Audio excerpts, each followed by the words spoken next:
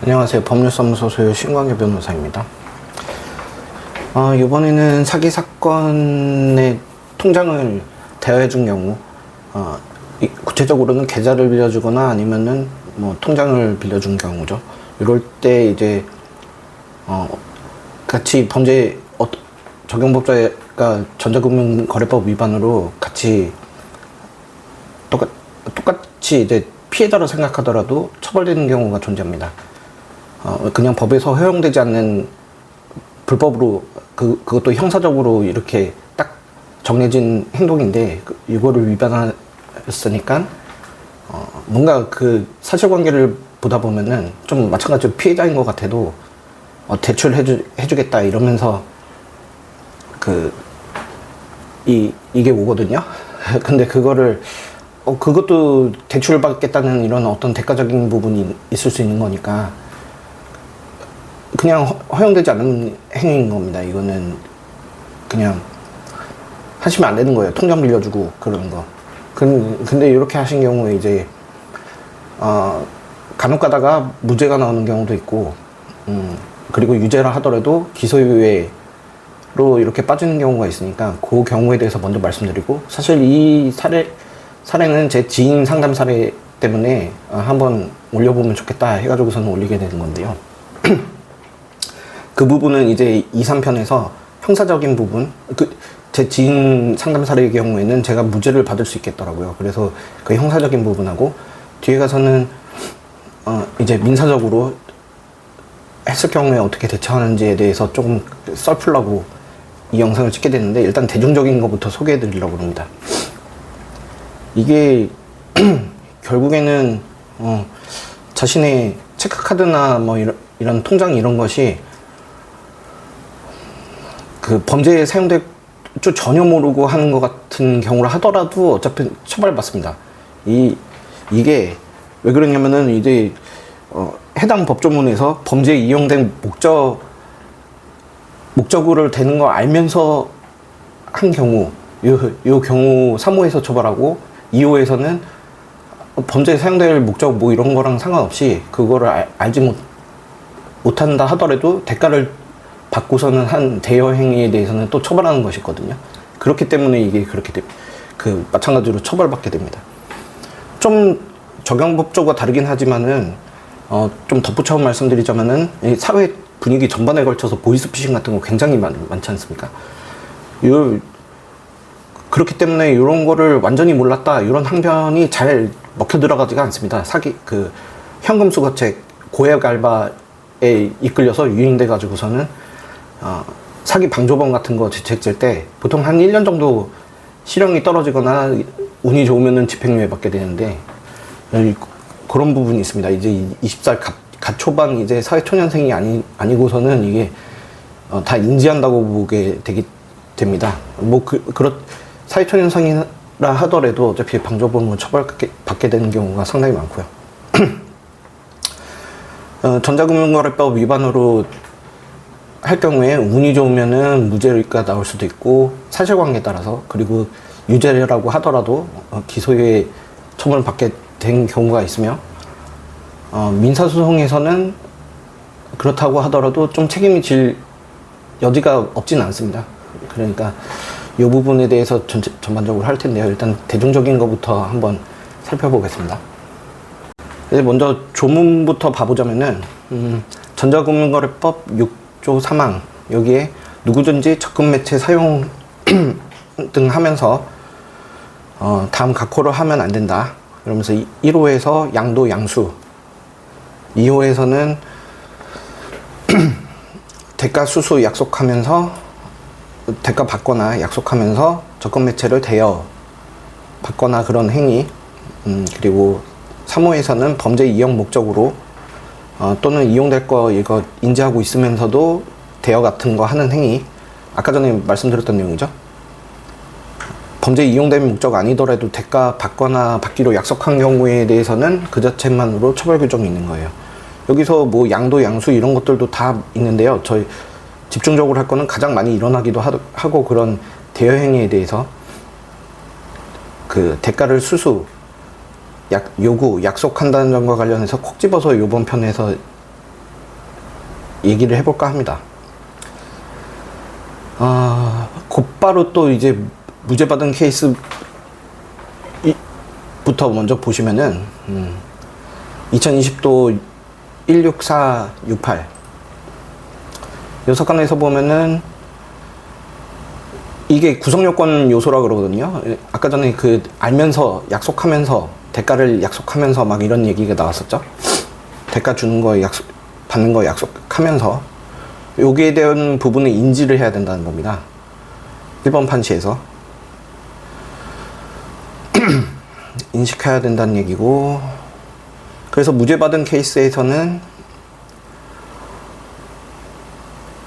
먼저 대출 관련해서 광고성 문제를 보고서는 대출 문의를 직접 한 경우입니다. 이 행위자가.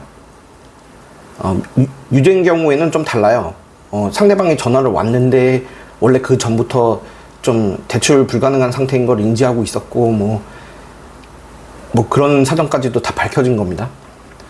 어쨌든 이렇게 모르는 사람에게 대출 문의했는데 이 상환하는 데 있어서 피고인의 계좌나 카드 같은 걸 이용해 가지고서는 내가 상환해 주겠다 요렇게 했다는 겁니다. 이 부분이 특이점이에요. 그리고 좀 구체적으로 이제 피고인이 유리했던 정황이 뭐 이거 보이스피싱은 아니죠? 뭐 이렇게 물어봤다는 겁니다. 그런 경우에 있어서는 이 카드를 교부할 당시에 내가 이거 대가를 받을 거라는 거가 지금 인지할 수 있는 상태가 아니죠.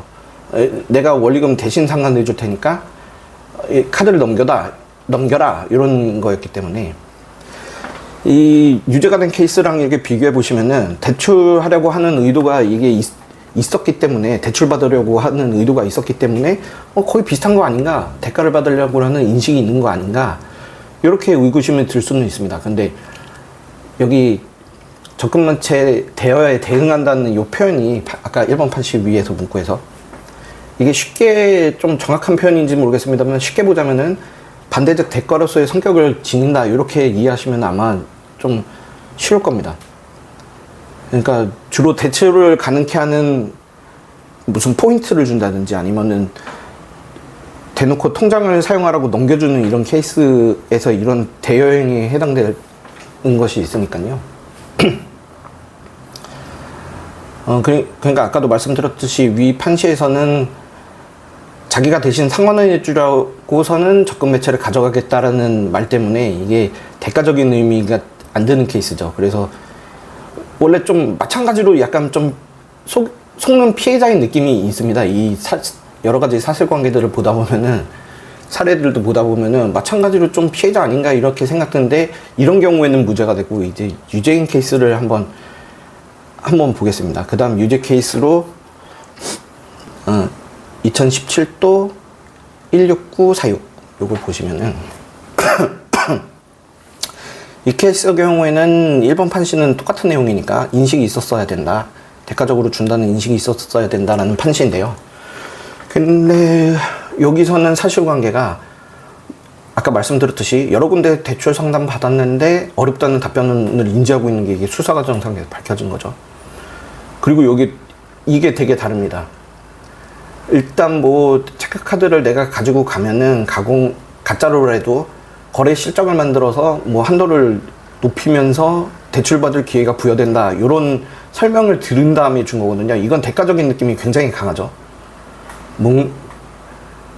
그러니까 이건 똑같이 대출받을 수 있다는 이익이 있다고 하더라도 이 경우에는 정말 그 느낌이 강한 겁니다. 그 느낌이 강해요. 좀 애매하죠? 얼핏 생각했을 때는 유죄무죄라는 큰 실익으로만 비교해 봤을 때는 그거 대비 너무 행위태양이 비슷한 거 아닌가 이런 느낌이 드실 수는 있는데, 좀 다른 겁니다. 그래서 이거는 맨 처음에 2심에서는 무죄가 나왔는데 검사가 상고 제3심으로 넘어갔을 때 이거 대가적 관계로 볼 수가 있는데도 그냥 무죄로 한 것은 잘못이 있다, 요렇게 케이스가 난 겁니다. 그러니까 이거 제가 요 전자금융거래법은 말들도 어렵고 그래가지고서는 제가 이렇게 외워가지고서는 늘상 여기 보면서 그래도 얘기했는데 이거는 머릿속에 딱 들어오지가 않아요. 그냥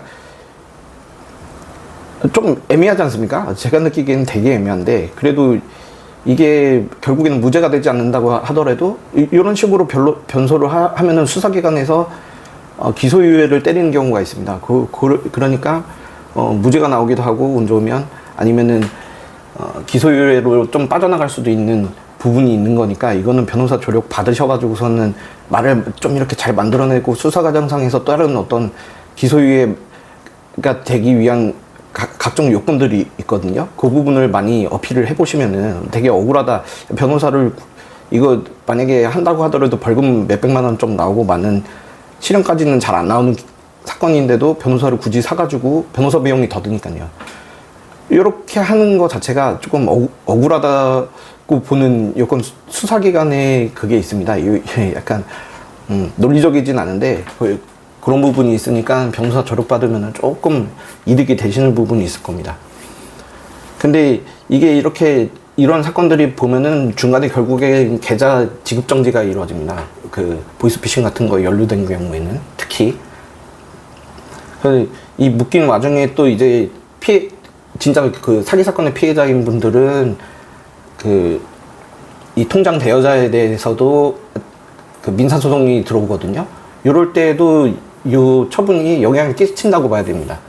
무죄 나오면 덜 나아야 없이 좋겠습니다만은 기소유예가 떨어진 경우에는 좀 방조에 의한 불법행위에 있어서 그 가담 부분이 상당히 그 좀 적다 이렇게 해가지고 조금이라도 그래도 그 과실상계 문제 완전 피해자인 분하고 과실상계 부분에서